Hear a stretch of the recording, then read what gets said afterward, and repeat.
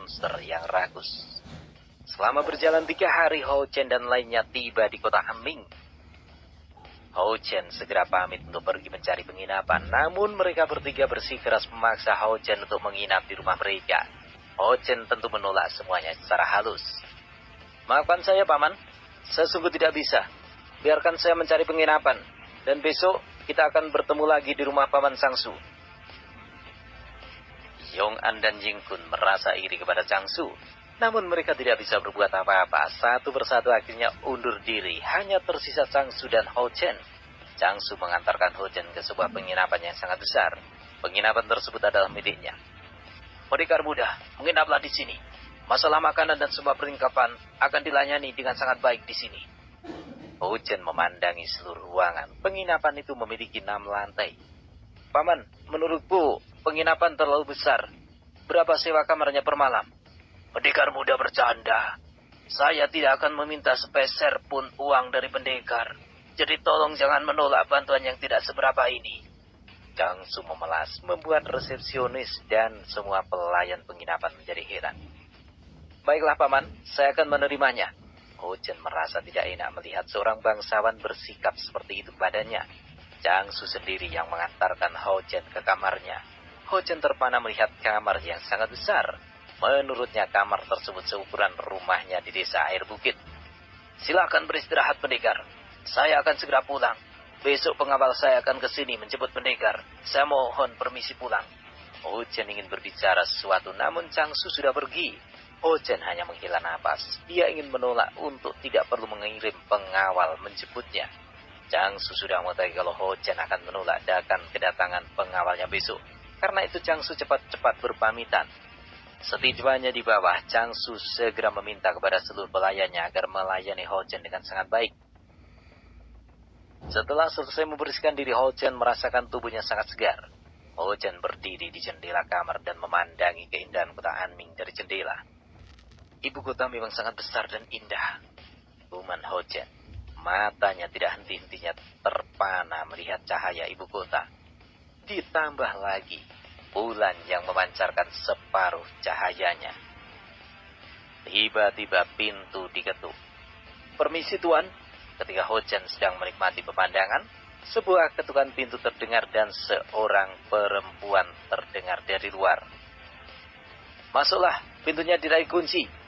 Pintu pun terbuka dan terlihat wanita berumur 20 tahun masuk ke dalam. "Maaf, Tuan, kami membawa makan malam untuk Tuan." "Kapan saya pesan makanan?" tanya Hou Chen yang kebingungan. Maaf, Tuan, ini adalah pelayanan dari penginapan ini," jawab wanita tersebut dengan sedikit gugup. "Oh, maaf, saya tidak tahu.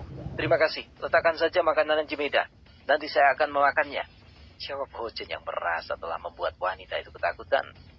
Mereka segera meletakkan makanan ke meja. Makanan tersebut sangat banyak. Berbagai hidangan, daging, dan juga sayuran. "Ini semua untukku?" tanya Hou Chen ketika melihat meja yang penuh dengan makanan. "Benar, Tuan. Ini semua untuk Tuan. Silakan menikmati hidangan, dan saya mohon undur diri." Wanita tersebut berniat untuk pergi. "Kamu ini bercanda ya? Mana mungkin saya makan makanan sebanyak ini?" Hou Chen merasa ini sangat berlebihan. Tidak, Tuan. Kami mana berani mempermainkan Tuan." Wanita itu sedikit merasa gugup. Hou Chen kembali menghela napas. Wanita tersebut kemudian keluar, sedangkan Hou Chen duduk dan menyantap makanan yang aromanya sangat lezat. Ini sangat enak. Hou Chen sangat menikmati makanannya. Namun dia masih merasa mustahil menghabiskan semua makanan itu. Selesai makan, Hou Chen merasa sangat kekenyangan. Namun sisa makanan sungguh masih sangat banyak. "Kenapa tidak kumasukkan saja ke dalam gelang?" Hou Chen menepuk jidatnya. Dia lupa kalau gelangnya bisa menyimpan benda apapun yang tidak bernyawa. Dengan sekali ayunan tangan, semua makanan di atas meja menghilang. Hou Chen mengangkat satu kursi dan kembali duduk di dekat jendela. Sekitar 1 jam, pelayan itu kembali untuk mengambil piring. Namun mereka terkejut karena tidak melihat apapun di meja. Jangankan nasi, piring dan mangkoknya pun tidak terlihat. Hou Chen tersenyum canggung ketika menjelaskan bahwa dia sudah menyimpan makanannya beserta piring ke tempat lain. Hou Chen memberikan 100 keping emas. kepada pelayan tersebut untuk mengganti piring dan mangkok yang disimpannya di dalam gelang.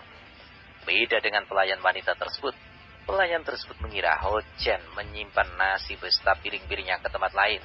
Menurutnya itu adalah perutnya, dan berpikir Ho Chen memakan nasi beserta piring-piringnya. Pelayan tersebut menerima koin tersebut dengan sedikit ketakutan. Ho Chen menggaruk kepalanya. Dia bingung bagaimana cara menjelaskannya agar pelayan tersebut tidak menganggapnya sebagai monster yang rakus. Nona, lihatlah. Ho Chen mengayunkan tangannya dan muncul satu piring dengan isinya.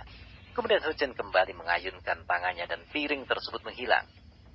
Aku punya ilmu memindahkan barang. Jadi Nona tidak perlu takut. Saya bukan seorang monster. Walaupun Ho Chen sudah menjelaskan, namun tetap wanita tersebut masih sedikit ketakutan. Kemudian wanita tersebut pergi meninggalkan Ho Chen. Ho Chen kemudian membaringkan tubuhnya di kasur. Sangat nyaman. Sudah 2 tahun lebih aku tidak merasakan tidur senyaman ini. Wajah Ho Chen terlihat sangat lega, seakan-akan melepaskan beban yang sangat berat. Dalam waktu singkat dia tertidur lelap. Ketika Ho Chen sedang menikmati tidur nyenyaknya, di luar kota sedang terjadi pertarungan. Ada sekitar 5 orang pendekar tingkat bumi bertarung dengan 2 makhluk aneh. Makhluk tersebut memiliki 1 tanduk di dahinya dan memiliki mata merah menyala. Dan mereka tidak berbicara apapun, hanya bersuara seperti orang mendengkur dan tertawa. Sial, dia terlalu kuat, seru salah seorang. Teknik pedang singa, hujanan taring. Salah seorang bergerak dengan sangat cepat menyerang dari samping dengan menggerakkan pedang menyerang dengan melepaskan berbagai tusukan ke tubuh makhluk tersebut. Namun makhluk tersebut hanya cekikikan. Tusukan pedang yang begitu kuat dan tajam nyatanya tidak memberi luka sama sekali terhadap makhluk tersebut.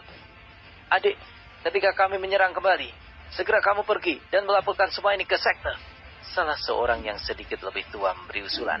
Dia tahu tidak akan menang walaupun melawan makhluk tersebut. Menurutnya 1 orang harus selamat dan melaporkan kepada dunia tentang ciri-ciri musuhnya.